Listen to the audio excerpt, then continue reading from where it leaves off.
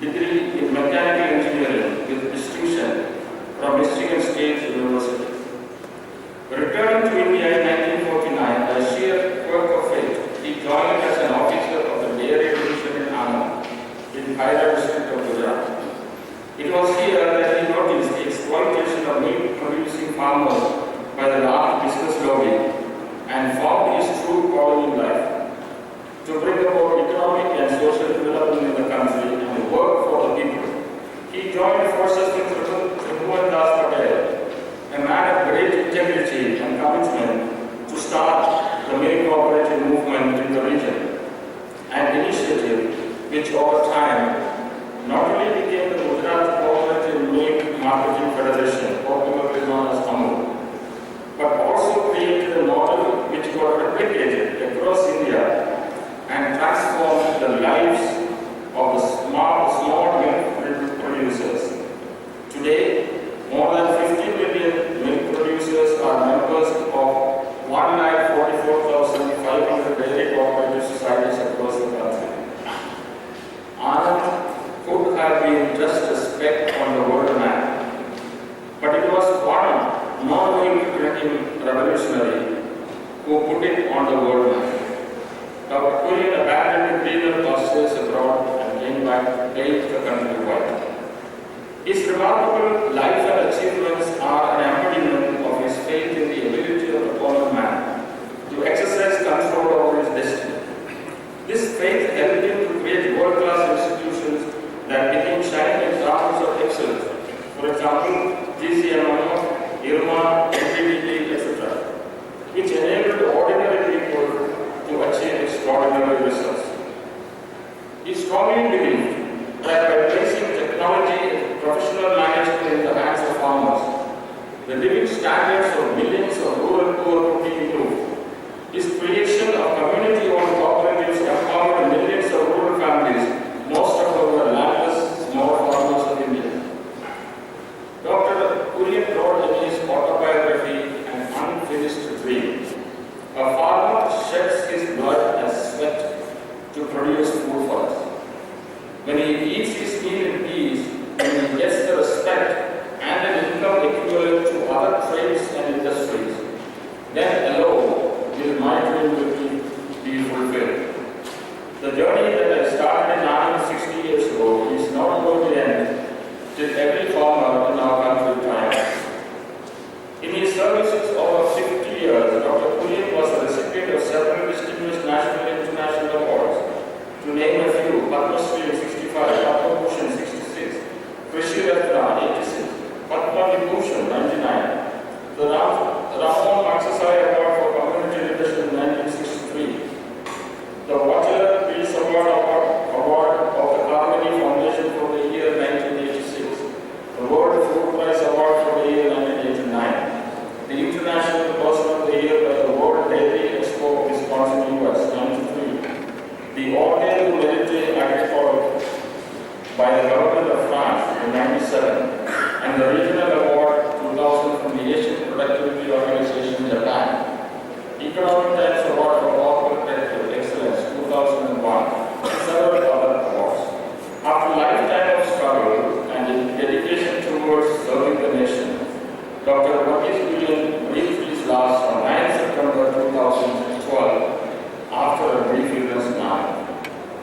We decided to institute this annual oration, as has been said by Dr. Shukla, to commemorate Dr. Kurien's legacy. Because his life and work exemplifies a model for a responsible management leader, combining business skills with a large group of society and nation building. As Dr. R.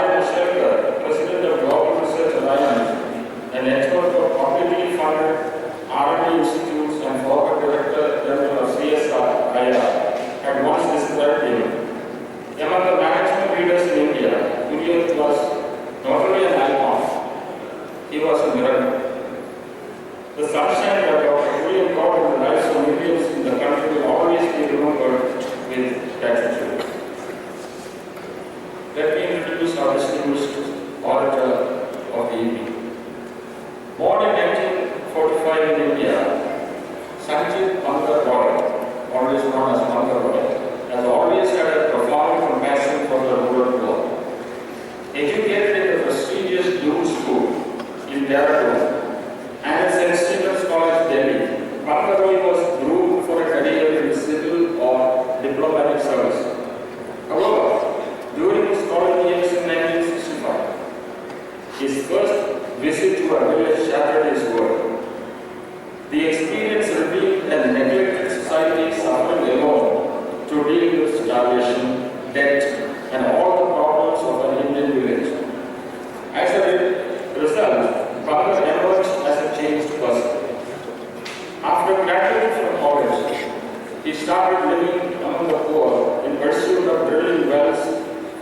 Water Academy.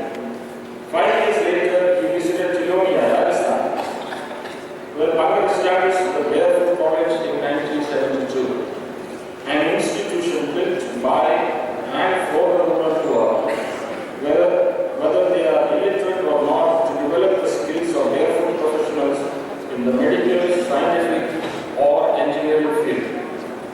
Today, the college has accrued years of success because of Bhagat's fierce determination to eliminate poverty.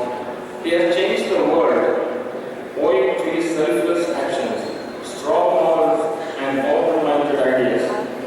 He has helped hundreds of villages to live their peculiar lives by providing education, support, and opportunities they need to fulfill self-sustaining communities. The Barefoot College has trained people in remote villages in 16 Indian states and has educated more than 50,000 children through their night schools. It is now working on broadening their barefoot approach to include communities in Africa and the Middle East. He has earned many awards and honors, to name a few: the ACFON Award for promoting volunteerism, the HRS Dalai bin Abdul Aziz of Saudi Arabia in Geneva, Switzerland, 2001, the Schwab Foundation Award for Outstanding Social Entrepreneurs, World Economic Forum, 2002, the Aston Award for Sustainable Energy UK, 2003, the SCORE Foundation, 2005, the US 1 Million Icon Award for Sustainability, 2006, the Sierra Club Environment Award, 2009, and the Condé Nast Environmental Award USA, 2009.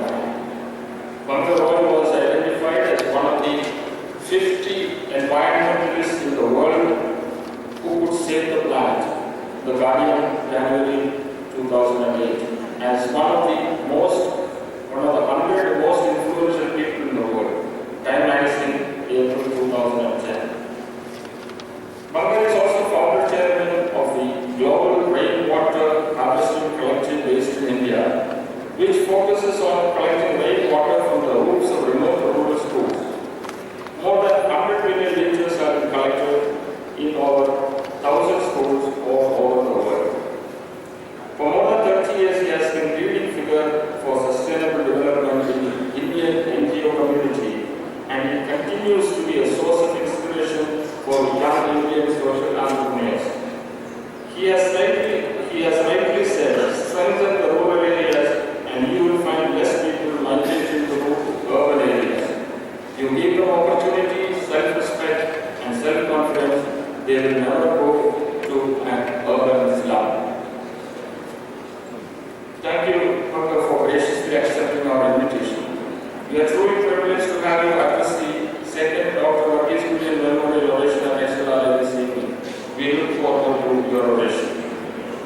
I would like to end with a quote from Dr. Verghese. Life is a privilege, and to waste it would be wrong. In living this privileged life, you must accept responsibility for yourself. Always use your talents to the best of your ability and contribute somehow to the common good. Once again, I welcome you all to this momentous event. Thank you, and may God bless you.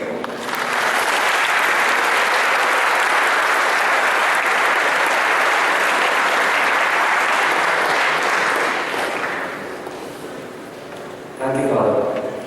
May I now request all the dignitaries on the dais to kindly take their seats in the first row.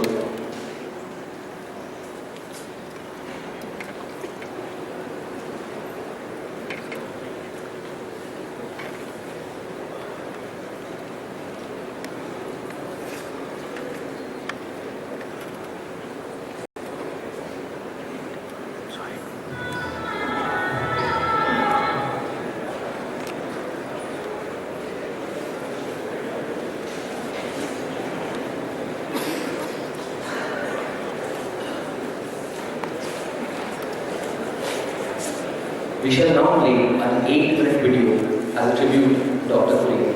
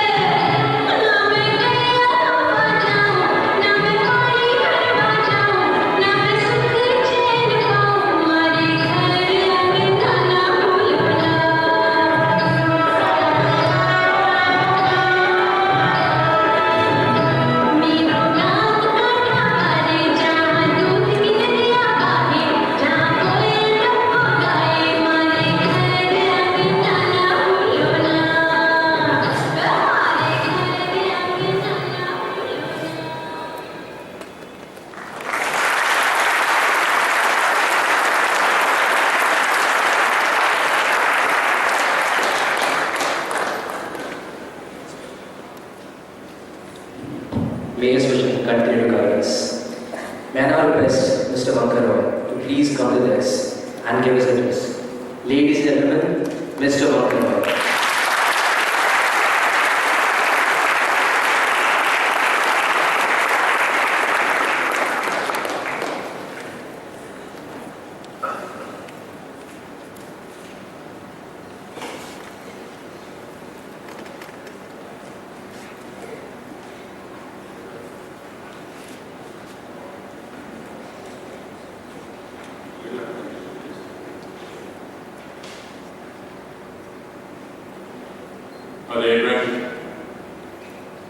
Ladies and gentlemen,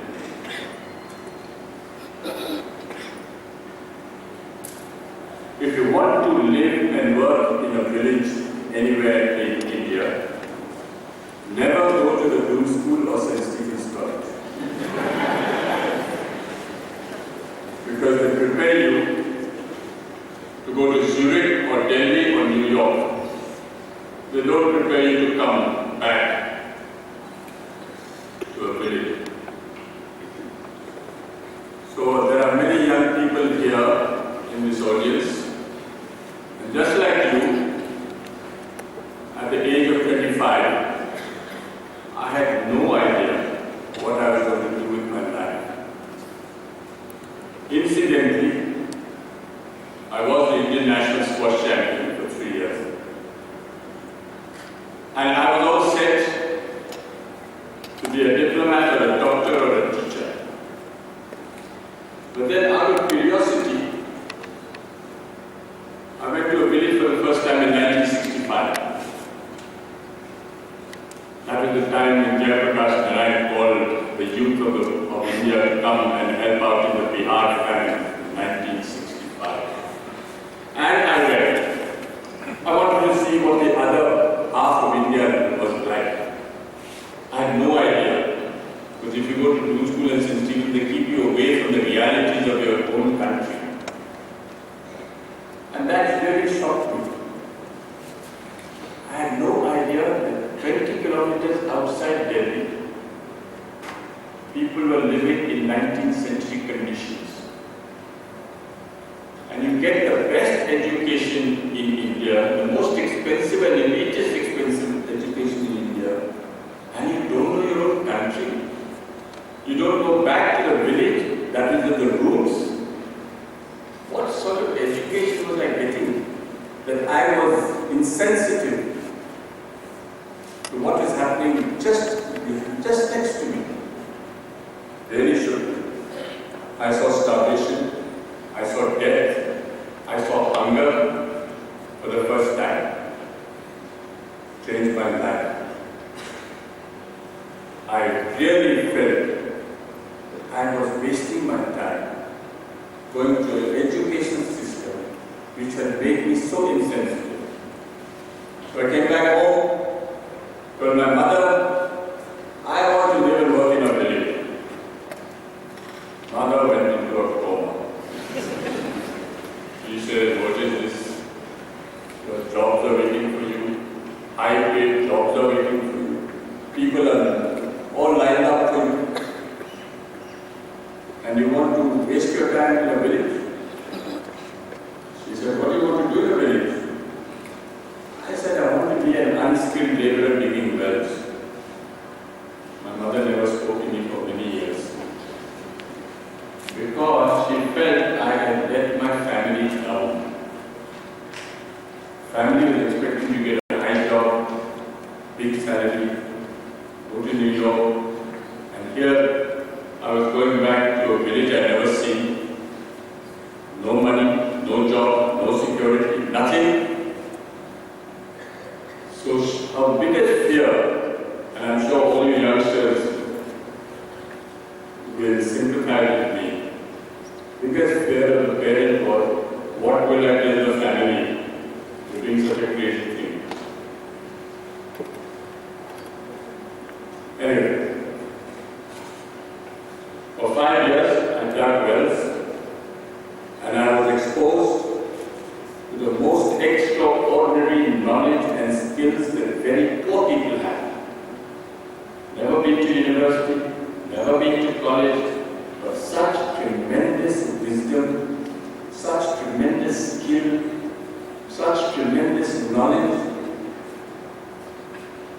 don't hear about it in the university, they don't talk about it, but it is there.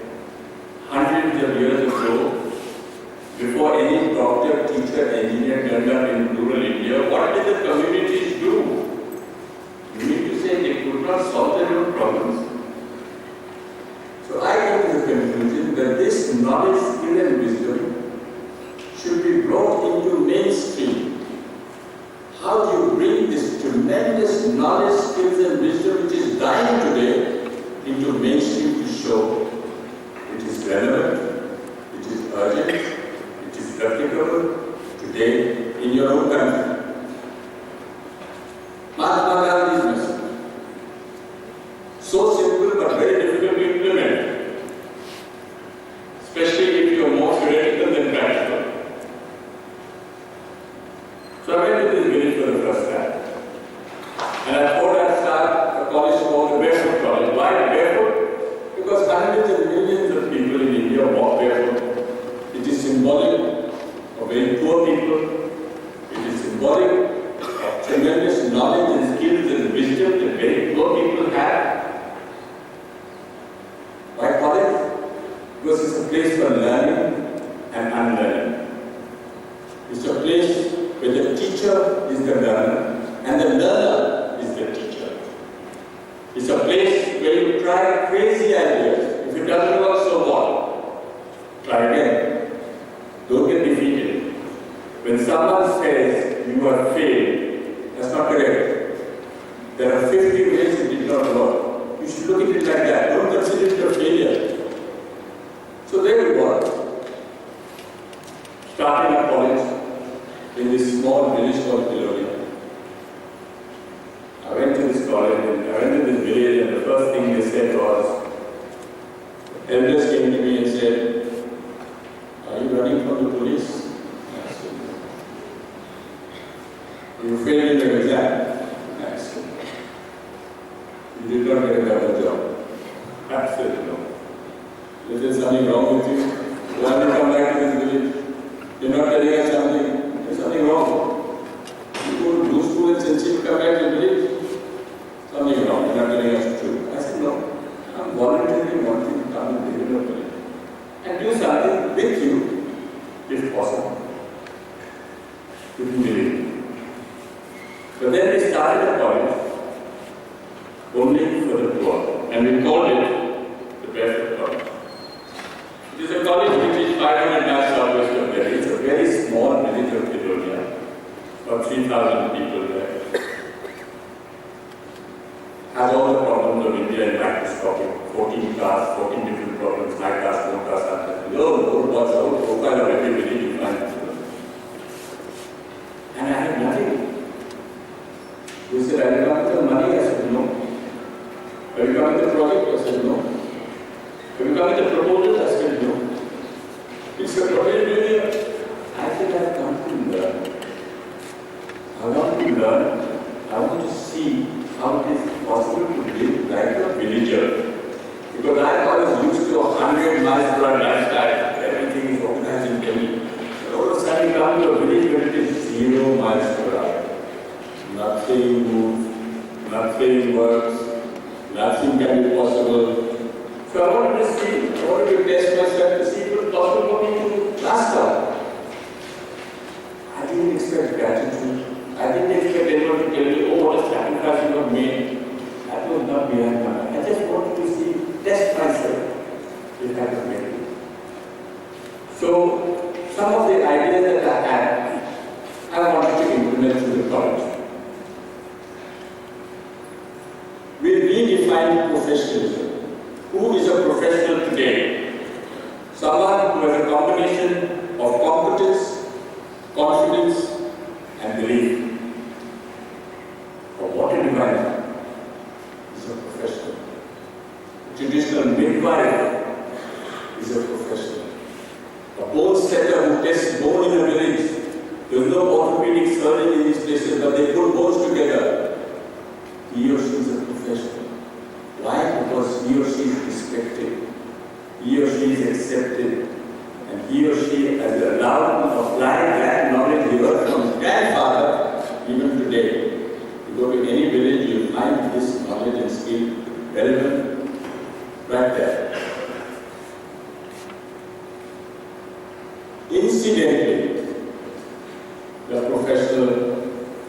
maybe illiterate. So what? You know what Mark Twain said? Never let school interfere with your education. School is where you learn how to read and write. Education is where you receive from your family, from your environment, and from your community. So please, I hope you will make a promise today, never call anybody uneducated. Incidentally, he or she may not know how to read and write. But this lady or man knows more about crops, knows more about weather, knows more about soils, knows more about seeds than any of us put together. And incidentally can't read and write, so what? Where is it written? But just because you can't read and write, you can't become an engineer, you can't become a communicator, you can't become a designer. Where is it written? It's in our minds that we think you have to go up to read and write to become a professional. So we are here to change concepts, change myths, change mindset. Okay. This is a very good quotation which we should read. It's just what the Barefoot College is all about. The illiterate of the 21st century will not be those who cannot read and write, but those who cannot learn, unlearn, and relearn. So when we said that, they said you are talking nonsense. Let me show me in practice. You are saying all these crazy ideas, show me in practice what you are doing. So, we built a Barefoot College in 1986 with 12 barefoot architects who can't read and write even today. Built by this barefoot architect at $1.50 a square foot. This 58 rupees at that time a square foot. He got the Aga Khan Award for Architecture in 2002. This man.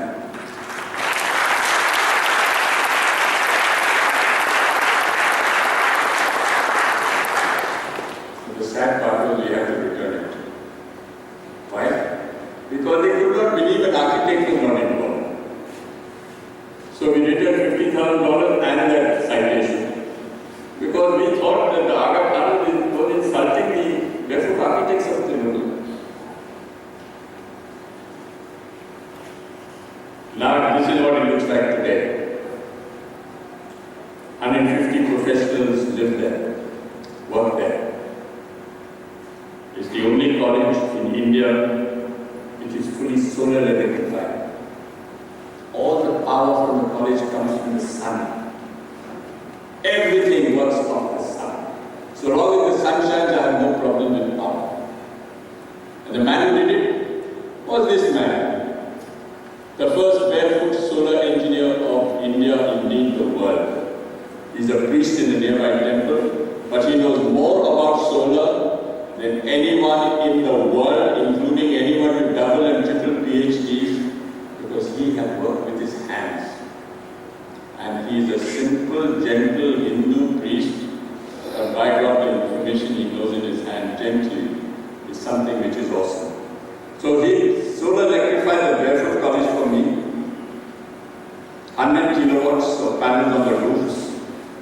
Everything, all my computers, all the fans, everything works off the sun. Built by someone and installed by someone who can barely read and write.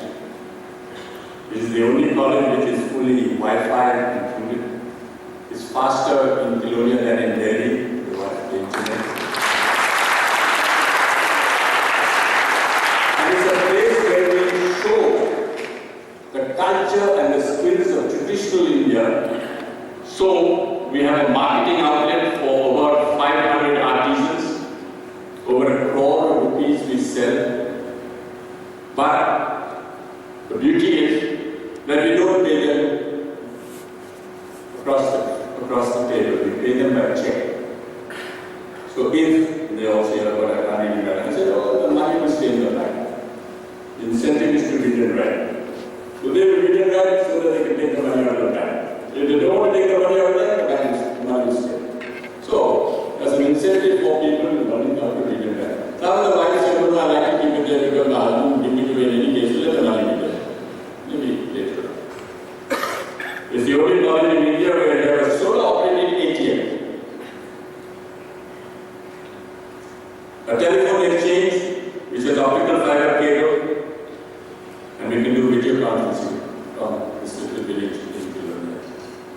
We make some films on all. The films are actually made in Kurien. We do soil and water testing for water quality, portability, all in Kurien. Please remember, these are people who have never been to school and college or any technical training institute. The people who actually acquire the skills by hand, practical learning by doing. Here's a Barefoot filmmaker. You will see a film today that she made. Never been to formal education, especially as a film institute, but tremendous knowledge. We connect the culture of Rajasthan. We have 4,000 hours of music, which is almost dead in Rajasthan. We are the only organization that preserves it because this is the culture of India. This is the culture of Rajasthan. We also keep traditional seeds that are dying out. This is what we think. Tilonia is a mixture of traditional and modern. And not one against the other, not one at the expense of other. We have to have a mixture of both. So we keep traditional seeds. We have a dentist who can't read and write and looks after the teeth of 7,000 children. How about that? Can you imagine? In 6 months, if they're trained properly, they'll do a root canal for you. How's that? We have acupuncturists who will be trained to do acupuncture, alternative medicine. We have a community radio. 50,000 people listen to the radio for 50 kilometers, all run by people who are from the village. If you should come to Tilonia and you're all invited, you'll have solar cooked food made by women who can barely read and write, but they're fabricating this very sophisticated solar cooker. They're almost half German because they're so precise. You know, Indian women are not very precise. This, if you do one inch here, 1 inch there, it will go wrong. But they make these solar cookers, fabricated, welded. Who says that the welding should be only for the men? Why can't women learn? So, we are breaking tradition, we are breaking rules. We have a pathologist who does testing of urine, blood at 10 rupees. If you went to a pathologist laboratory here, it costs you 500 rupees. So how do you bring the cost down? Bring the test. So we have now, it's a very small organization. But the idea is so big that people think we are a huge organization. Actually, it's not true. So long as someone claims the idea, so long as they own it, the ideas fly. And you can't say this is patented by Barefoot. This is a Gandhian model. This is something from below. Someone from below takes the credit, takes the responsibility to make it grow. So, we also believe in transfer of technology. How do we learn from people who have already tested, proved technologies on the ground and replicated and applied on a large scale? For instance, if you ask an engineer, what should we do for drinking water? You say, install a hand pump. Hand pump? And he said, years ago there was no hand pump. So he said, you're going deeper and deeper, taking water to the ground, and there's not enough water today in this world today. So what did your grandfather do?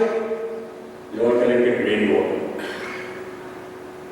Fantastic. This is the rainwater harvesting structure, 300 years old in Rajasthan. Still working today. No architect, no engineer did this. But it's still working today. So, we learn from the technologies of the people and apply it on a large scale. So now we are collecting over 100 million liters of rainwater in 1,200 schools all over the country. 50,000 children benefit from only rainwater. No hand pump. Rainwater from the sky. Cheapest, most inexpensive way of getting water. But if you tell an engineer, why are you doing rainwater? You know the stupid answer? Oh, it wasn't in my curriculum. So you can't apply common sense. This is where we go wrong. Here was a dam which was built 300 years old. We said, why don't we revitalize this dam? If we revitalize this dam, many hand pumps which are dry will be revitalized, many wells which are dry will be revitalized. So we took on this project. The dam, as you see the yellow dot, we started in 2009 and we built it, gave jobs to people, and the cost of only making this dam was 25 lakhs. It's the cost of putting 2 hand pumps today at 300 feet. See how the transfer of technology has benefited. How many villages, how many people, how many hand pumps have been revitalized. This is all common sense. So basic minimum needs is what the Barefoot College is addressing. Water, health, lighting, and education. 60% of the children don't go to school because they look after the domestic chores, fetching water, fetching fire. So we started schools at night for children, for the convenience of the child rather than for the convenience of the teacher. Today, this is what the school used to look like when we started in 1975. Today, over 75,000 children have gone to these schools. And they have learned basic literacy and numeracy because they don't want to lose them into the formal education system and get corrupted. If they learn how to read and write and functional literacy, come back to the village and be responsible citizens in your society. So you should actually reverse migration so that people live in a village rather than leave the village and these skills are lost. So today,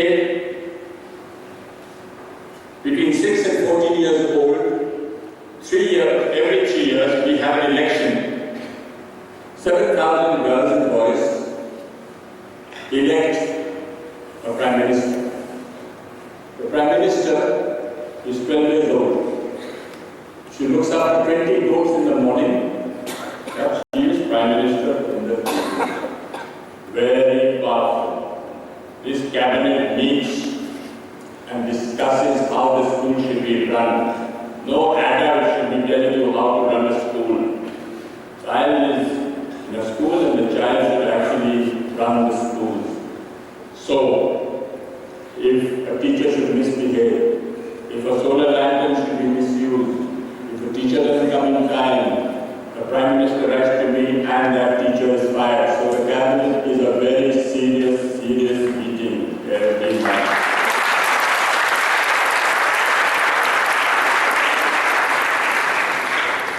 Because, we have this big thing that boys should go to the government school and girls should go to the night school. They're not inferior.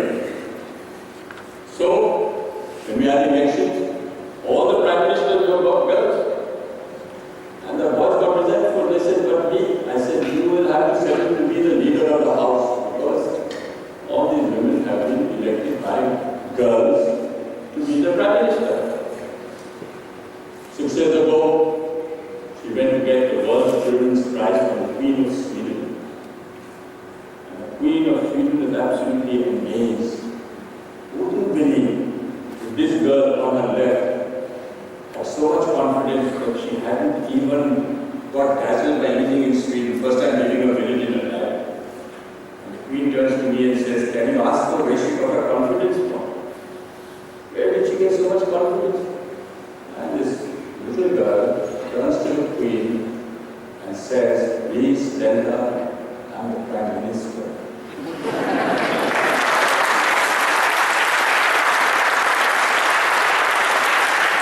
The percentage of literacy is very high. We use puppetry. Where there's no radio, no television, no written word, how do you communicate with people today? The art of puppetry is very high. Joshim Chacha is 300 years old. He knows the gossip of every village. He knows what's happening in the village. He settles all my problems. He's my psychologist, doctor, teacher, engineer, lawyer, hunter.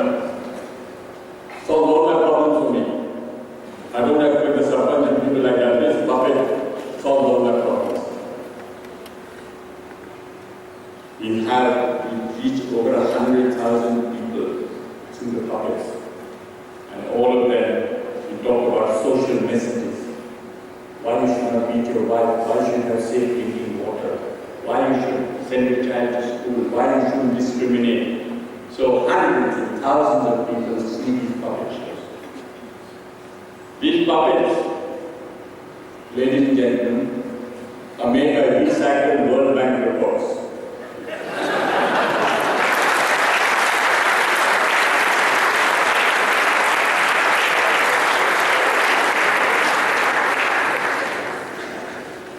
I said this in a meeting where the Prince of Wales was present and the Vice President of the World Bank.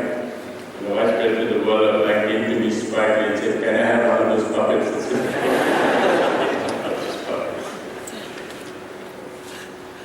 Today, the Gandhian model and the Gandhian message is how do you decentralize, how do you demystify, and how do you have development from the bottom up. When people are solar electrifying villages all over India, they are looking at centralized systems, power plants, 20 megawatt power plants, transmission lines. That is not the answer for India. The answer for India in the non-electrified villages is to decentralize that down to the household level. Put a panel on the roof of every house so that the family can take ownership, management, control and ownership must lie in the community. There is no compromise on this if you want sustainable development to take place.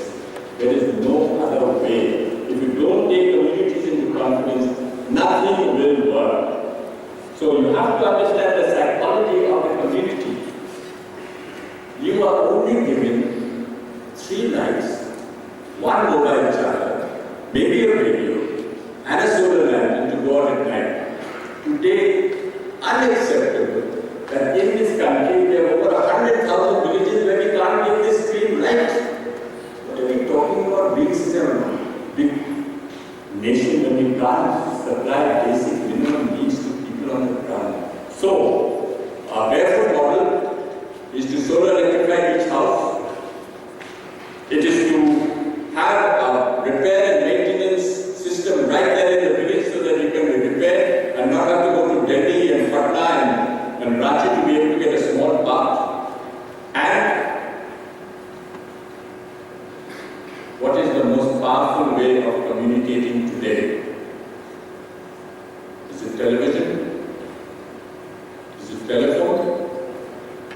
Is it telegraph? It's telephone.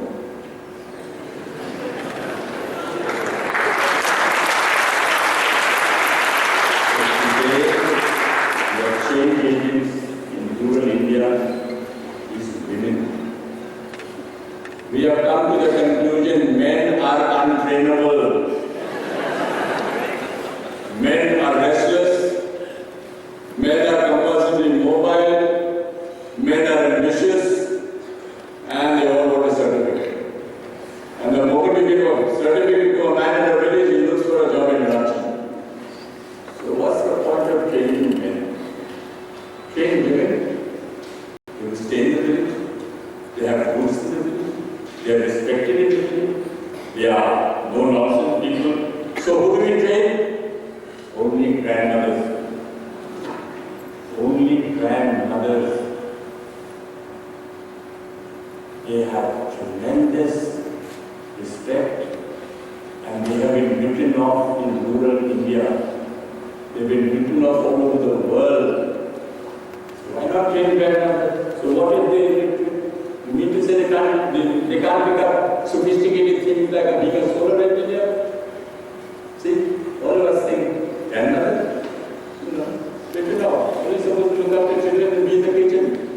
Well, this mother, who is now grandmother, is our first barefoot solar engineer. She looks after 30 night schools at night, which are all solar lit, repairs the solar lanterns. She's put up solar power plants. And as a result of this approach, we have replicated this all over India, including Jharkhand. 20 grandmothers came from Jharkhand to the Barefoot College. And in 6 months, without using a written or spoken word, through sign language, they are fabricating charge controllers and inverters. If you ask an engineer, how long does it take to learn how to make a charge controller and inverter? He will say at least 5 years in a university. I say a grandmother in Jharkhand is making it for you is beyond his comprehension. Just can't. He keeps on saying, do you mean to say I've wasted 5 years in the university? I said, yes, you have. I'm so sorry. So, these grandmothers in Jharkhand have solar electrified 20 villages in Manoharpur. If any of you come to Manoharpur, hands up.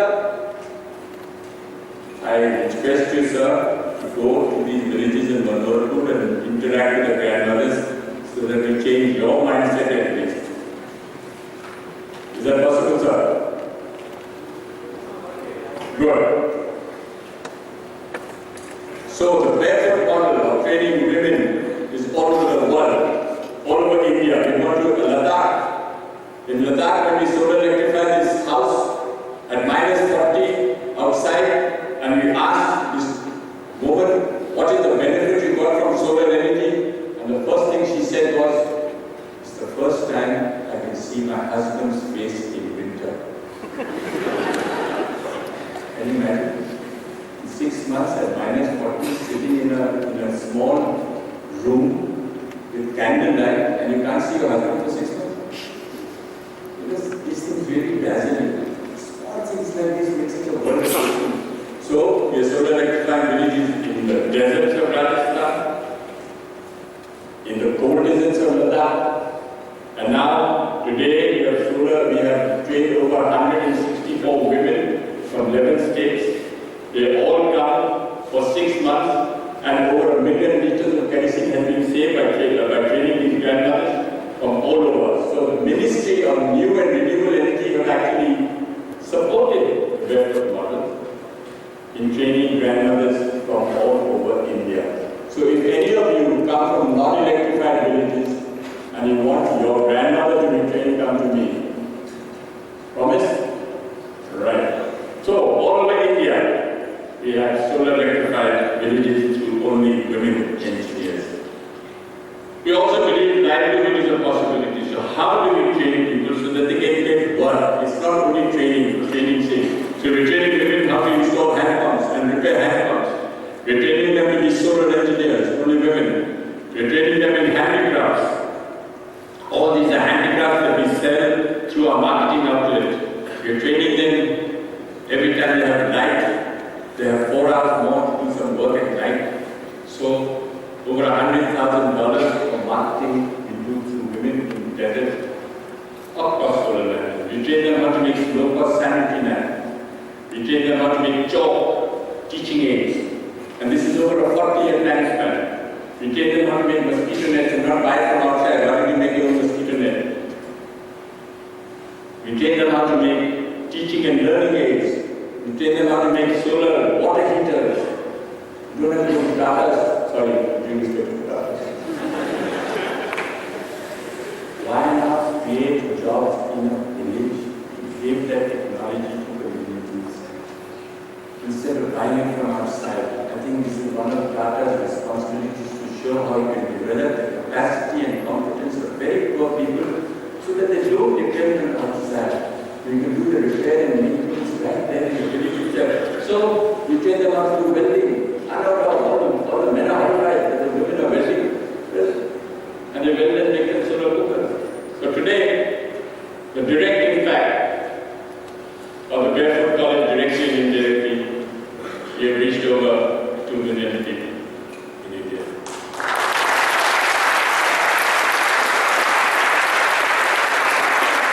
So this technology we said we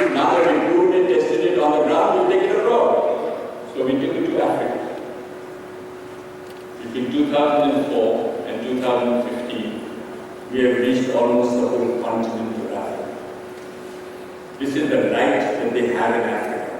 Unacceptable. This is the right we have in many non-electrified cities in India. And it costs them only for 5 liters. You have to walk 10 kilometers. So we said, why don't we try the barefoot model in Africa? Bring grandmothers from Africa.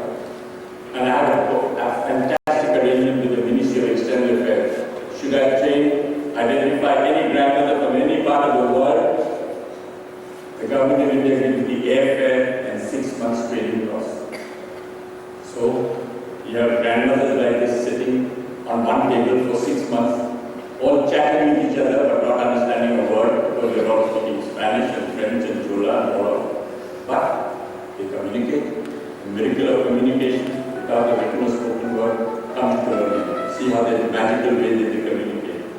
Making charge controller, a tribal woman in Jharkhand, making a charge controller. So, we have scaled. When it was in 2008, we were only in India. Today, in 2015, we are in 72 countries around the world. Over 700 grandmothers trained, not one failure.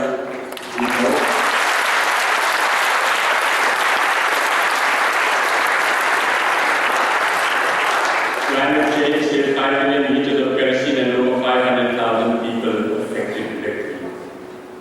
So we tried this in Zanzibar. Megan, would you like to stand up? Megan Farone started this Barefoot Center in Zanzibar. All the technologies that we do in Rajasthan, we tried to put in Zanzibar, rainwater harvesting, and the president of Zanzibar gave the money for the first time to build this Barefoot Training Center. Absolutely amazing. All the women, solar engineers of Zanzibar. All. So I would like to show you a small film. Am I going to see that film?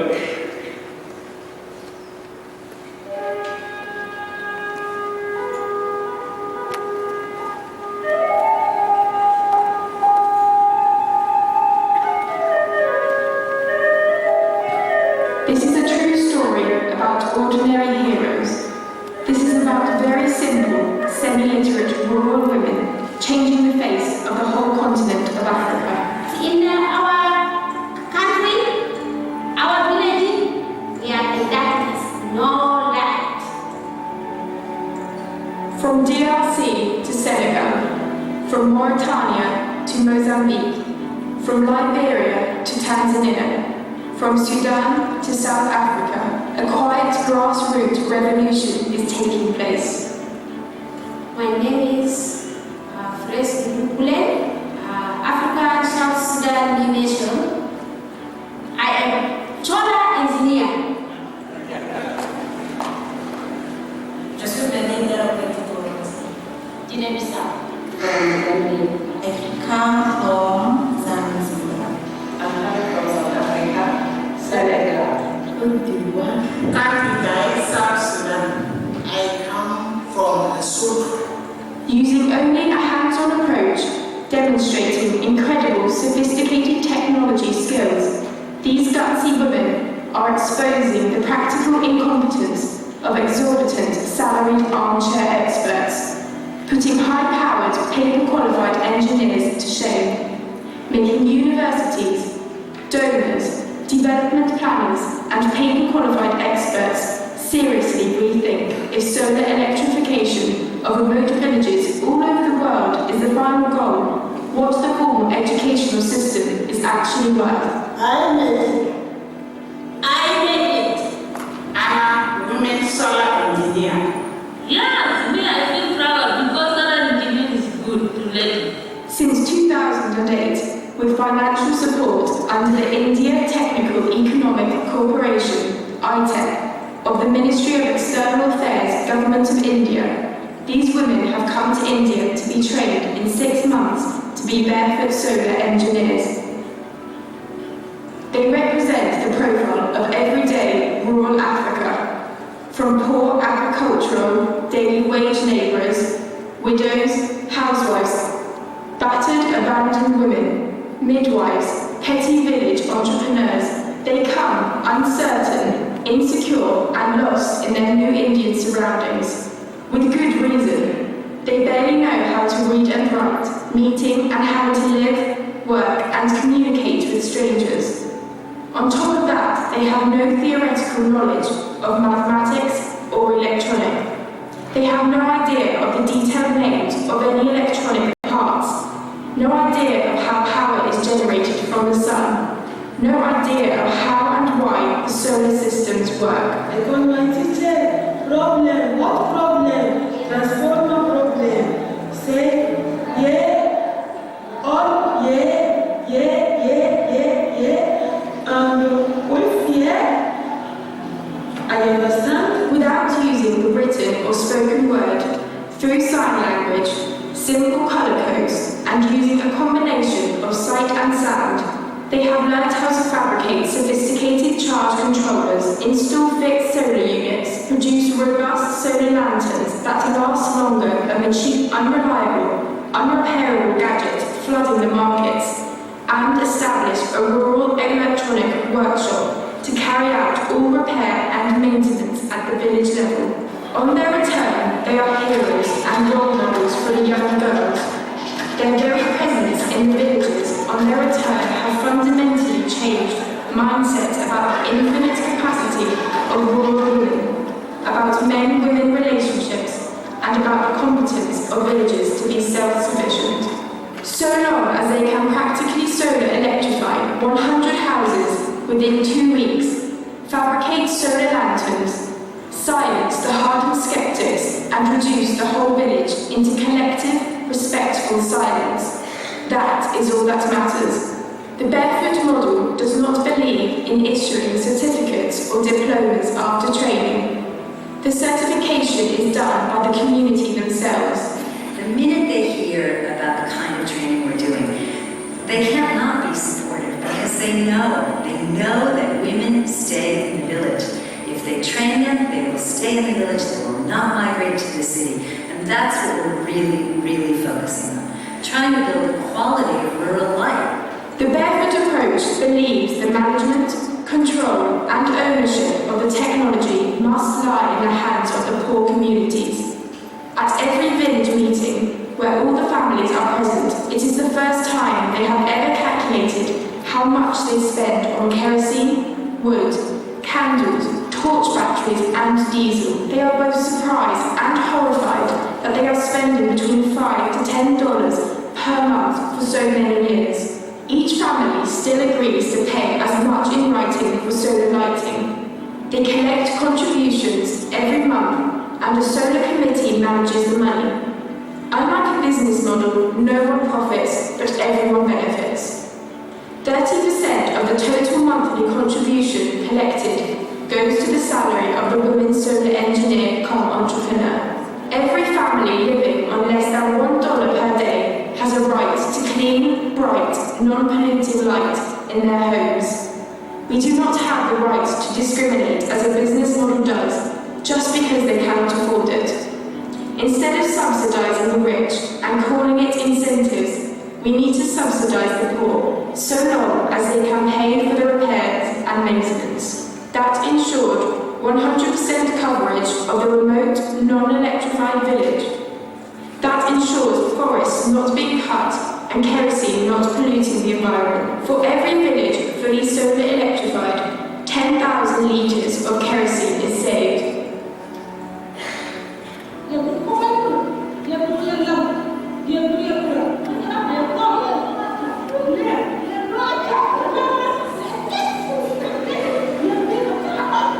As a partnership model, the model was first tested in 2008 in Africa. Over the last 7 years, till 2015, the Barefoot models have touched 34 of the least developed countries in Africa. Nearly 268 women have been trained as Barefoot women solar engineers.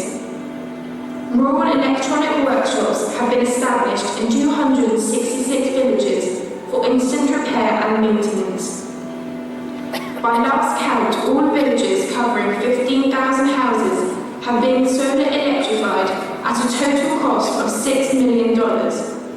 Community contributions from every month total $75,000. We are looking at the first fully, technically and financially self-sufficient solar electrified villages in Africa. The role of the Barefoot women solar engineers, the demystified and decentralized Barefoot model, has been recognized the world over by His Holiness the Dalai Lama, President Clinton, the Prince of Wales, UN Women Michelle Bachelet, President of Zanzibar, the Government of India for its enormous global impact on empowering rural women and climate change. Jeffrey Sachs, in his Millennium Villages, spent $2.5 million in one village over 5 years. At the cost of barely 3 Millennium Villages, the Barefoot model has trained 268 women as solar engineers and fully solar electrified close to 266 villages in 7 years. The bottom-up community managed, community controlled and community owned Barefoot model is the only scalable, sustainable and cost-effective model for Africa. The President of Sierra Leone constructed the first Barefoot training centre in Cotolan, in Africa. It was inaugurated in March 2012. 12 Barefoot women solar engineers trained in India are now training 150 solar grandmothers from all over the country. The Government of India has approved the establishment of Barefoot training centres at the cost of $400,000 each in Liberia, Burkina Faso, Senegal, Tanzania and South Sudan. The government of Zanzibar has given us this building to develop the first Barefoot Regional Vocational Training Center here in Zanzibar. The Coca-Cola Foundation has approved $1 million for supporting the Barefoot training centres in Africa. The Clinton Global Initiative is a massive supporter, only too glad to give the solar mamas global visibility. What is best for Africa is a model that is compassionate, that includes everybody. It is not a business model where some people profit and very few people are excluded. What is best for Africa is a model of compassion, of inclusion, of equality. So we believe that a partnership model is the best for Africa. Where the business, the community, the government are all equal partners and they all have a share in developing Africa. That is the hope for Africa.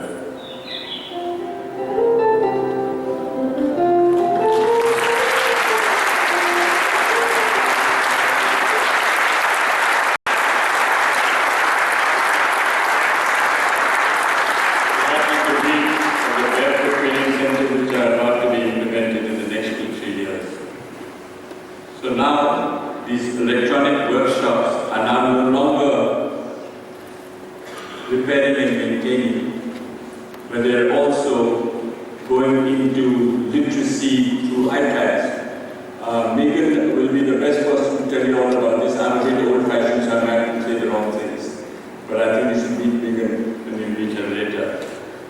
Now they're all solar-operated, solar-powered iPads. This is what it used to be in 1975 when we first started high school. This is what it looks like today. What a change.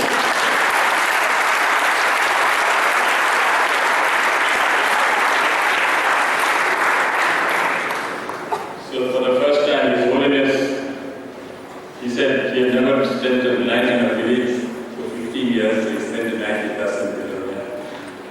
He went and saw the Barefoot women engineers. And we made a pocket of him as well. And he said something very profound. He said, now that you have shown the Barefoot College working in practice, let's see if the experts and professors can make it work in theory. We are doing everything wrong, and yet it seems to be working. I will end with a quotation of Mahatma Gandhi.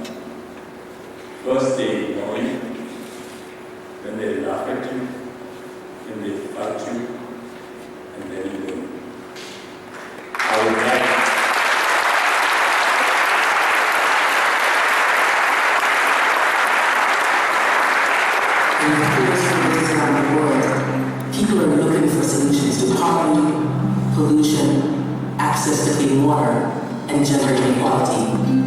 But one solution is right there before our eyes: a woman.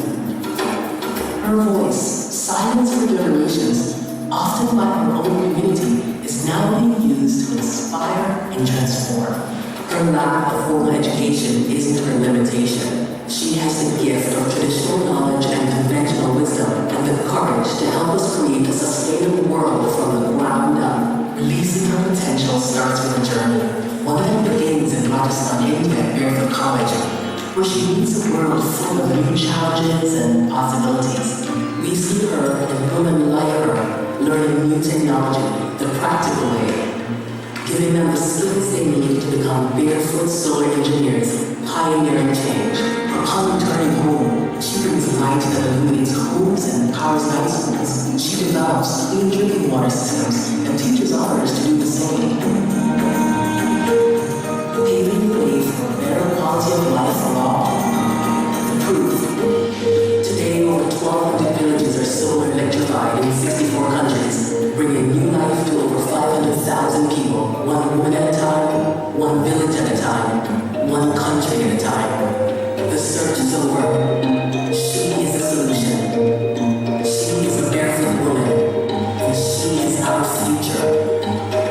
Being the change we would like to see in the world starts by empowering her. Share her story. Share this video and join the movement.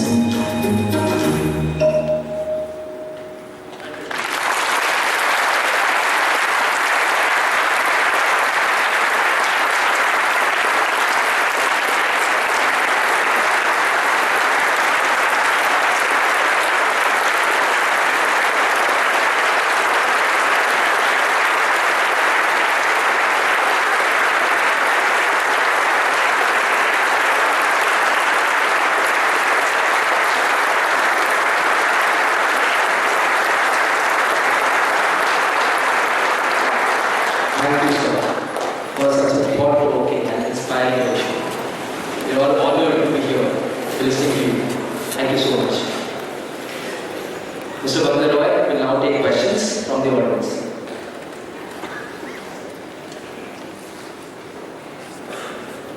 Hello.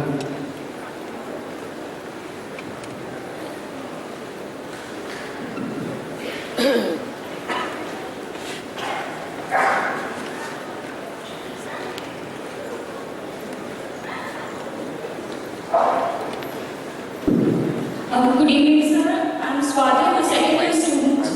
So, I've read about Barefoot College and that it welcomes only the dropouts and the washouts. So, what is the process that the Barefoot follows to transform these washouts into professionals which have belief, competition, and confidence, as you said? So, what is the process that you follow to impact their minds and attitudes?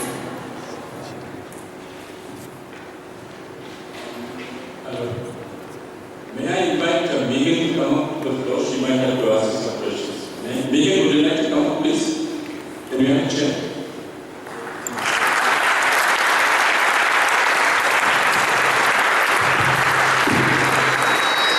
You know, one of our parts of our training program in Colonia, if I should make a mistake and take someone who's a graduate,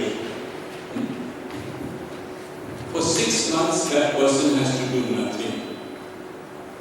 You know, you're used to a 100 miles per hour lifestyle, and all of a sudden you come to zero. Can you sit in a tea shop and not open your mouth? Can you sit with people and not give an opinion? Can you go through a very unlearning process, which is very difficult? Lots of people say, but you know, I've been here for 3 months. And I've done nothing. I'm wasting my time. Not true. Because you're being severely tested. People are looking at you to find out how you behave, how you respond. And if any of you would like to live and work in a village, there is one thing you must have. Not your degree, not your qualification, but your sense of humor. You must be able to laugh at yourself. You must be able to take people who are laughing at you. These are all tests for you to know yourself a bit more. So you are going through an unlearning process. You're forgetting all that you learned in universities and colleges, due respect to XLR, but you're keeping that behind. You're coming as a human being first. If any of you flaunt your degree in a village, you're not going to get respect. The only way you can get respect is if you actually show that you can go down to their level and become a human being and live with them and work with them. This is the acid test, and this is where the formal education system fails us. We are always in a hurry. We always want to have something right. Have something happen in front of us. That's not the way to approach when you go to a rural area. Have I answered your question? Thank you. Good evening, sir. My question,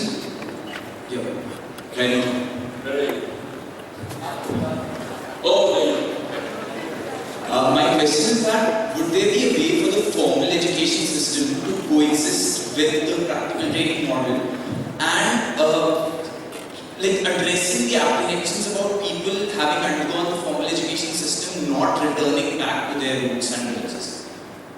Would there be a way for them to coexist? You know, the two systems must work in harmony with each other. The problem is, until fairly recently, far too much value was given to one and not nearly enough value to the other. And if we're talking about shrinking the divide and shrinking inequality, we must come at that from both the top and the bottom. And I think it's this respect between practical, vocational, relevant, place-based skills and more academic approaches that needs to happen, including people, all communities within a global conversation around development.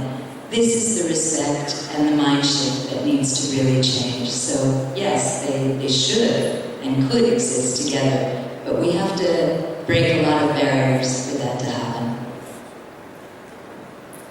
You see, when you go to a very prestigious school and college, regrettably you acquire a certain amount of arrogance that I have the answer to everything. You know, how do you break that mindset that you don't have the answer to everything? That there are so many people much wiser than you who have never been through a formal education but you can learn from. Can you humble yourself to that level? Then the whole world is in front of you. And they must feel that you're not being condescending. They must feel that you are actually speaking to them as one person equal to another.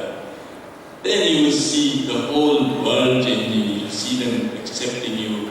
That is a breaking point which takes a lot of time. Sometimes never. Sometimes when it does happen, it's in the river. Answer your question. Good evening, sir. My name is Pankaj Trivedi. You have inspired me a lot. Can I ask why you have selected Kironia as your workplace for Barefoot model in Rajasthan only? Could have been anywhere, but the person who taught me to drill as an unskilled laborer came from Kironia. So that is why I went to Kironia. It could have been any other village. Thank you, Yes, sir. Good evening, sir. What would be a possible limitation? What would be a possible limitation that could prevent Barefoot College from being in, say, 1,000 villages to, say, 100,000 villages 10 years from now? And what can I do, what can we do in this room to ensure that this happens? Because it's so sustainable, so scalable, if it has to be in 100,000 villages across India, across the world, what is it that needs to be done? So one of the things that we spend a fair amount of time doing now is advocating for governmental policy shift and mindset shift from the top down to be able to allocate funding and inclusion of bottom-up decentralized models into an overall national plan for electrification and even an overall national plan for education. outsider models.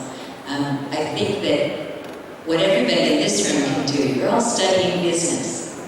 So it's really easy to do bad business. And it's really hard to do sustainable, human-centric, inclusive business. It means excellence. It means never allowing yourself to say, it's enough like that. There is always a way to do better, more holistic, and more inclusive commercial sector work. And I think this is a level of excellence that we often ignore on our road to what we call success. Just don't settle, be impossible. It can happen, all of it. Steve Jobs, stay hungry, stay foolish. Isn't that? Stay hungry and stay foolish. Hello, sir. I went to a few villages myself. So what I observed was that many people from the villages, they found it difficult to change themselves and adapt to be trying to keep their lives. So have you ever faced such situations in any of the villages you visited, and how did you try to combat them? Could you give us some experiences about that?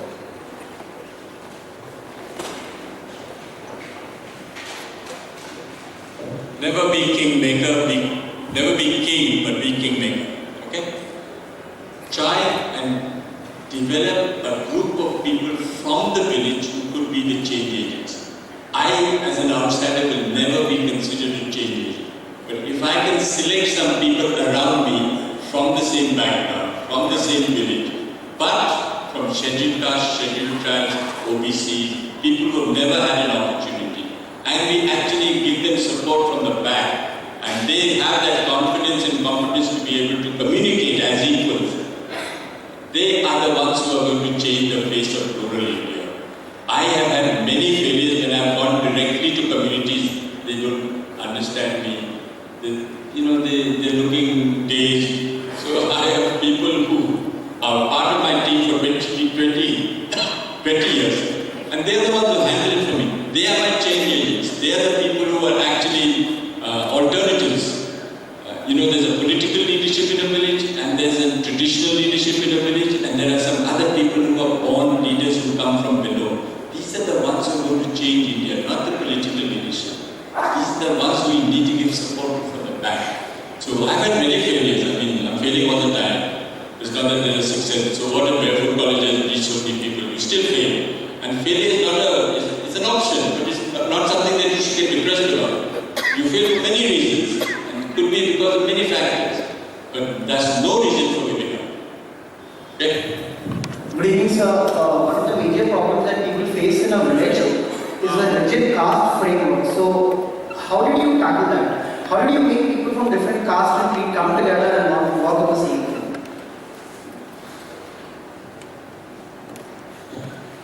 If you go to a village with any project or program, and everyone is for you, there is something wrong. Everyone should not be for your program. There should be someone who is hurt, someone who doesn't like it, someone who speaks up against it. And if it happens to be the higher caste, the moneylender, the politician, the banya, good, you're on the right track. Change comes out of conflict. Not violent conflict, but non-violent conflict of ideas, of approaches, of methods. And the Barefoot College's role is to show there is an alternative model possible. It's not a top-down, it's not governmental, it is people-oriented, it is people who are actually managing it. So to show a contrast and show that it is possible has a great impact on the mindsets of people in a village. To say there is another way, there is an alternative way, there is a bottom-up way. And that is how and if the Barefoot College as a deliberate policy takes only people who are from the scheduled caste and from the scheduled tribe, and from the people who never got the benefits of development percolating down to them, and we train them to be leaders, we train them to speak at equal terms with Rajputs, we train them to go to an office to a district collector and speak as if they are human beings face to face. What a tremendous change it can happen and become a role model down the line. This is a long-term investment. It does not happen tomorrow, it will not happen day after, it may never happen. But that is the only role that can happen. That is the only way you can change the caste system from below. Set an example, give them skills which are identified with higher caste, give them skills to women which are not even identified with men. All these are factors which gently have to be incorporated into changing the caste system. It can't be done through law, it has to be done through example. Yes, sir. I'm just going to add one thing to that. There's a magic moment that happens in a meeting or a conversation with a community when you ask what they think. The entire balance changes because so many people have come before who never asked what they thought or what their ideas were, who simply walked into that community and told them what they should do. And that sense of empowerment speaks to the question of the girl down here who asked, what's the process? So that's the process, is getting people to find their voice again, getting them to feel confident and competent, that their ideas are worthy, that they're good, and that somebody from the outside is going to listen to those ideas. Good evening, sir. My name is Shiva. Sir, I've seen that the model that you have implemented in Rajasthan and other states, and also you have gone internationally with it in Africa. But I also see that there's a vast potential, just like how we found in Rajasthan. Rajasthan is a solar power rich state, so there I feel that solar power is a good way of tapping into the potential. So similarly, in Northeast India, I see that in the graph that you showed in the map. So is there plans for the future in Northeast India or some specialized, like how Rajasthan has solar power? So are there plans for such unconventional measures in Northeast India and such kind of areas? We do not approve of the way the government is solar electrifying and bringing solar power into India, into different states of India, because it is top down and centralized. We are trying to show that a decentralized, demystified model which starts from the bottom is a much more long-term solution than solar electrifying with power plants and transmission lines, because there is no difference between conventional grid and solar power if you follow the same way of doing it. There has to be an alternative way. There has to be a way that you can show that there is a different way of doing it, where the community and the people are on the decision-making level, and not an engineer, not an expert, not a planner. You know the definition of an expert? It's an ordinary man from another town. You know the definition of an expert? An ordinary man from another town. Different way of looking at it. You don't have to have fancy degrees to be able to be an expert. You can be normal. So, Northeast, yes, but problem is weather.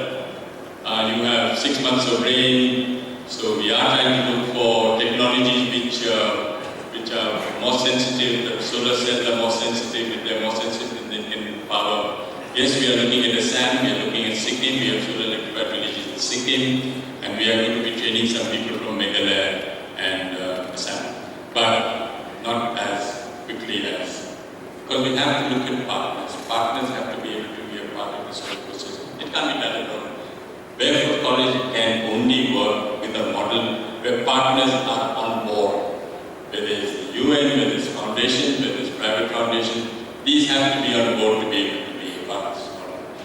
Because the idea is so simple, people get it very easily.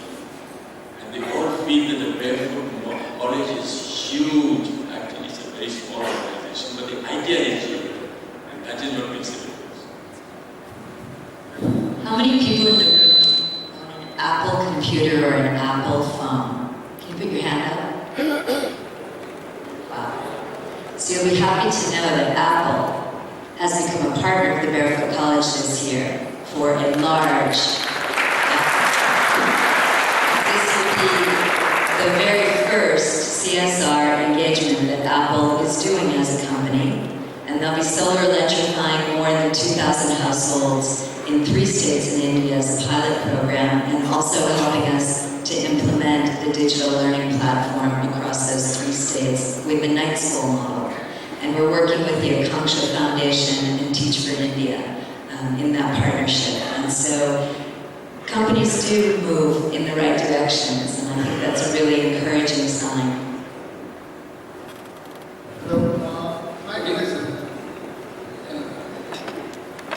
Good evening, sir. So my question is regarding the bottom-up Gandhian model of ordinary development that you spoke about. If this is indeed viable, then why is there a reluctance on part of policymakers to embrace this model and try to scale it further? If this is scalable, if this is replicable, and there are certain African governments who take an initiative in promoting this model of development, why is it that we see that in India this is not spread throughout the states at a much larger level and present success it is.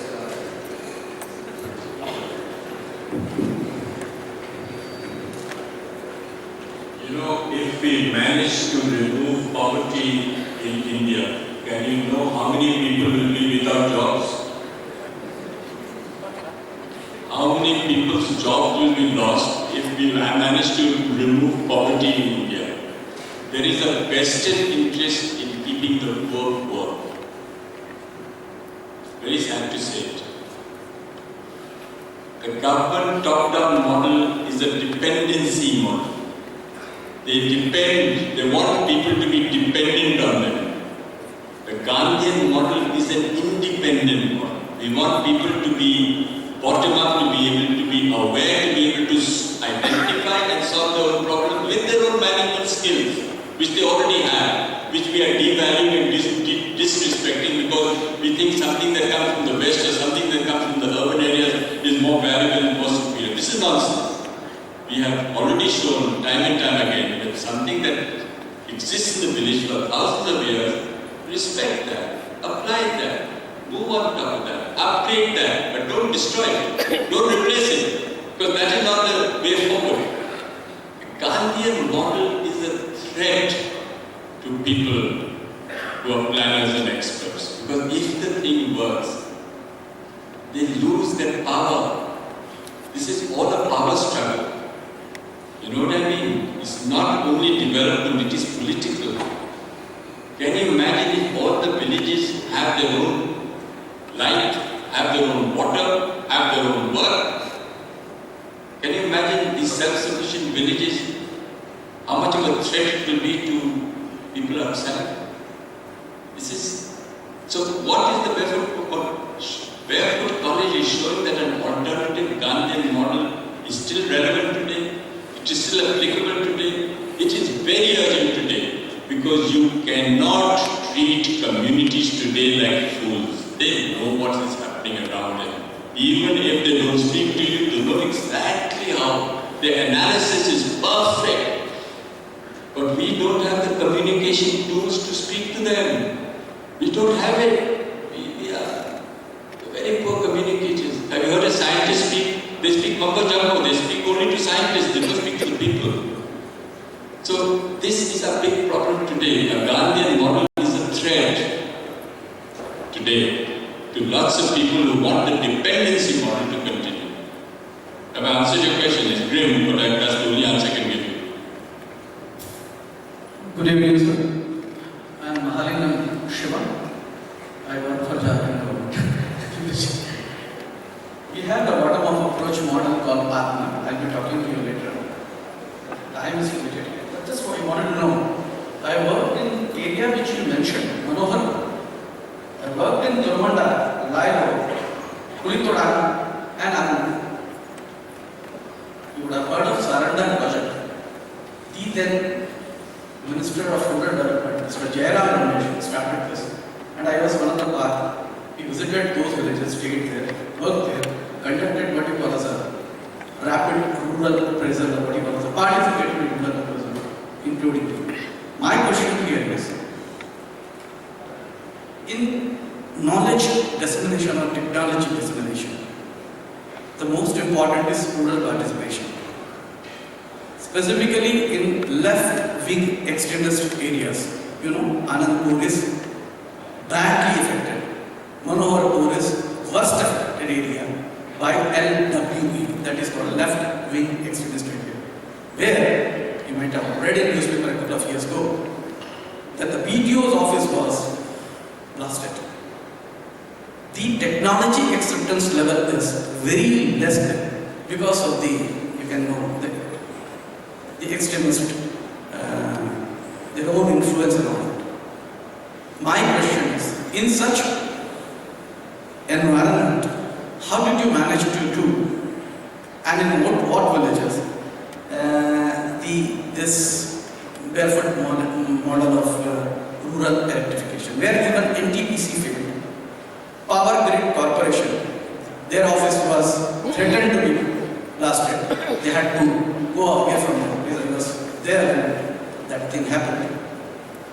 Such situations, how the technology acceptance was possible in those areas which you mentioned. Thank you.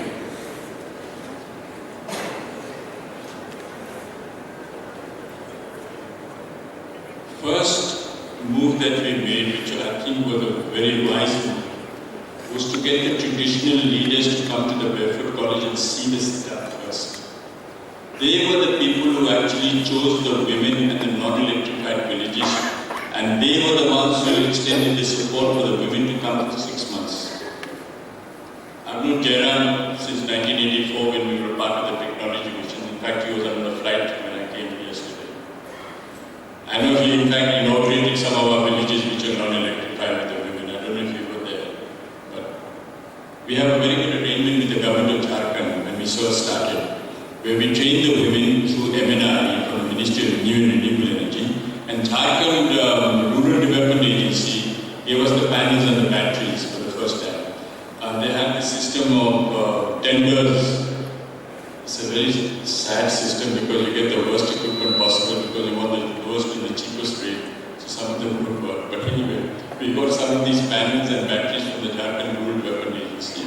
They gave us the panels and batteries. And everything between the panel and the battery was fabricated by the woman so that the repair and maintenance could be carried out by the women themselves. So we have solar electrified 20 villages full, and we can give you the list of those names of the villages there. We would like to replicate it. If the government of Jharkhand and you personally would like to be a collaborative with us, we would like to cover many more villages. There's no question. I think there's another organization called SEED somewhere here, and we would like to collaborate with them to be able to do that. Collaboration is the answer. We cannot do it alone. We have to do it with government, private sector, NGOs and communities together. It's not public-private partnership, it's public-private people's partnership. PPP. So we'd be very happy to collaborate with the government of Jharkhand if you could facilitate that process. One last question, please. Your model is completely based on presuming that the women who are trained will remain in the villages. And my question is, as we move towards equality, gender equality, is it likely that women are just as likely as men to move to the urban areas to better use the skills that they learn in the future, say 10 years? Rural women have a different motivation, we find. And we find this pretty universally around the world. We find that rural women are absolutely rooted and committed to their communities. We're not training younger women for that reason. The target age of all of the solar mamas is between 35 and 50 years old. And it's because of this deep commitment to their community. They actually don't really care about getting paid. What they care about is being part of the solution to make the quality of life better for everybody they love. That is a fundamental difference in the motivation between a man and a woman at village level. And it's this we really capitalize on and mobilize on. We've never had a woman out of all the 700 plus women ever leave their community to go to a city with this skill. Never. It would never occur to them to do that. There are two ways that we have come up with a very inexpensive solution. One is, don't give certificates. The moment you give certificates, you are actually encouraging people to leave the rural for the urban, looking for a job. Don't give a certificate. Certification should be done by the community you serve, not by the university or college you go to. If I, as an illiterate woman, can solar electrify a whole village and make it work, why do I need a paper on the wall to say I'm an engineer? You know, we have to change our mindsets here. That is one. Secondly, we have found in Africa, and when these women come, they come as grandmothers. But when they go back, they go like tigers. They're absolute tigers when they go back, and their husbands are petrified of them. Petrified. Because they think, oh, they've gone for 6 months, forget it, I'll take another wife, she's lost. When she comes back and she solar electrifies the whole village in front of the husband, he's totally odd. He says, please come back, please come back. So we have changed women-men relationships in Africa just by this woman coming back like a tiger. You know, everything else is in fact in Burkina Faso when we did that and the woman came back and the husband said, I want you back. The woman said, no, I'm quite happy without you, thank you very much. I'm alright. So look at the changes that happened to this lady in 6 months. When people say, how do you last out, what is it that makes me take? I see this grandmother coming lost, lonely, and in 6 months confident, supremely confident and going back and wanting to change the whole. It's a fantastic feeling of achievement to be able to see that this grandmother can become a non-person and become a human being. You know? So these are changes that can take place only if you give them an opportunity. You give them the space to develop themselves and they will do it. You don't have to tell them. They know exactly how and what they want to do. This is what the change that happens and you see it happening in front of your eyes. Thank you, sir. Sir मेरा नाम शास्त्री है, मैं रांची से आया हूँ और मैं ये चाहता हूँ कि ये जो आयोजन है तो ये सीमित ना रहे कुछ लोगों के बीच में और ये कुछ जो इंटीरियर्स में हैं, जो काफ़ी गांव में हैं, तो मैं चाहता हूँ कि इसका लाभ उनको भी पहुँचे और इस दिशा में आपका क्या प्रयास है, क्योंकि ऐसा ना हो कि हम लोग यही सीमित रहे और ये चीज़ यही रह जाए and ultimately should go to the end. आज भी भाषा का प्रॉब्लम है, कम्युनिकेशन प्रॉब्लम है. So मैं चाहता हूँ कि ये जो भी हमारा जो डेलिब्रेशन है, आपका जो भी कॉन्सेप्ट है, वो इंटीरियर्स में और झारखंड में रहे और अंदर भी जा सके. इसके लिए आपका क्या प्रयास है? You know, I'll share a story we had when I was in college with Mao Zedong. Someone went to Mao and said, Chairman, why don't we have a war with America? Chairman said, why? You know, we have a war with America. We have so many problems. We have a population problem, housing problem, water problem. And, you know, we will lose and then America will feel sorry and come back with aid. Chairman thought for a moment and said, Comrade, what happens if we win?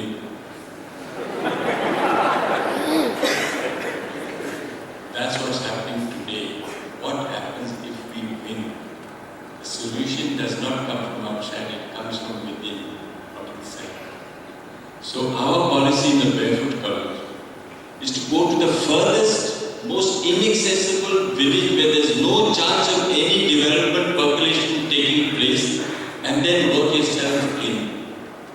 So if someone says, how do you choose the non-electrified village? We always apply what Mahatma Gandhi said, go to the last man and woman. So we will go to the last man and woman, cut across red tape and go to that village which will never ever have any chance of any development taking place. And you will get so much cooperation from these people because they know they have no option. And that is where the impact starts. That is where the spin-off effect takes place. So we will never take a village 10 kilometers outside municipal limits. We will never take a village what the government tells us to do. We have to do visibly go ourselves and see if it is actually genuinely the case. We will never take a village where there is a generator. We will never take a village where there is already electric line but there is no electricity. You know, we have very strict criteria of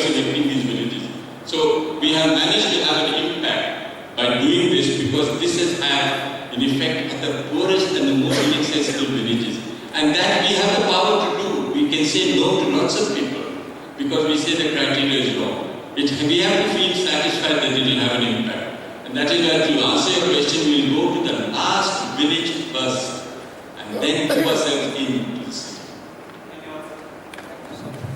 Dhanyawad. Thank you, sir. Thank you, ma'am.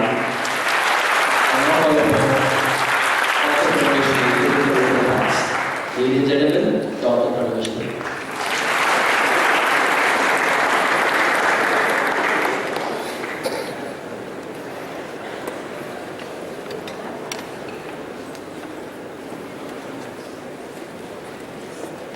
Mr. Bankar, Speaker of the evening, Ms. Megan, Father E. Abraham, Director XLRI, Professor Shukla, my faculty colleagues, staff, and students of XLRI, ladies and gentlemen. It gives me great pleasure to thank Mr. Bankar personally and on behalf of all of us. In our tribute today evening to Dr. Kurien, we had the privilege to listen to Mr. Roy on the topic, the 21st century Gandhian model to sustainability. To talk about sustainability and that to a Gandhian model in today's world is a formidable task. But Mr. Roy, by putting to test in harsh reality, has shown us that these words are not empty rhetoric, but can be actually practiced and implemented. Sustainability, according to him, lies in adapting a radically simple approach of tapping the wisdom, skills, and resourcefulness of the poor themselves than approaches that rely on external, paper-qualified experts. His Barefoot College, through Barefoot professionals, have proven poverty removal with dignity is a more sustainable manner. Sir, I must thank you for your informative and thought-provoking speech.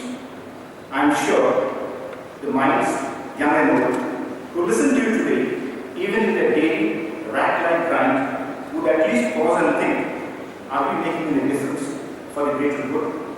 Are we going beyond our certificates and becoming a Barefoot manager? Once again, I thank you for your incisive, insightful, and memorable lectures.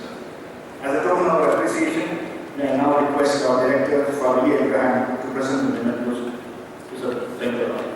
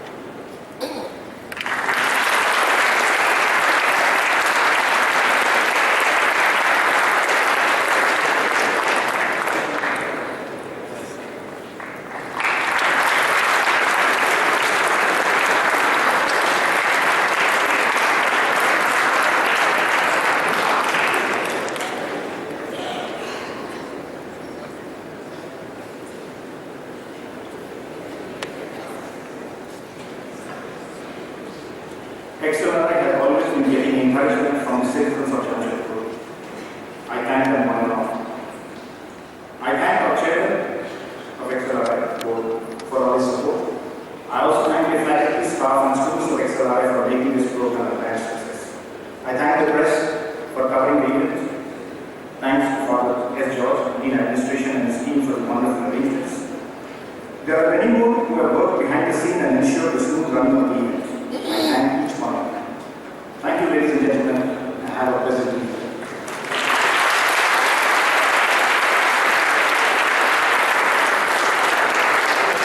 Thank you everyone for joining us today. May I request all of you to join us for tea and snacks in front of the auditorium. Thank you.